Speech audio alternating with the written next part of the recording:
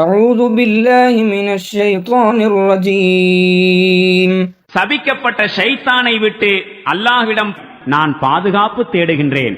قالوا يا شعيب أصلاتك تأمرك أن نترك ما يعبد آباؤنا أو أن نفعل في أموالنا ما نشاء إنك لأنت الحليم الرشيد.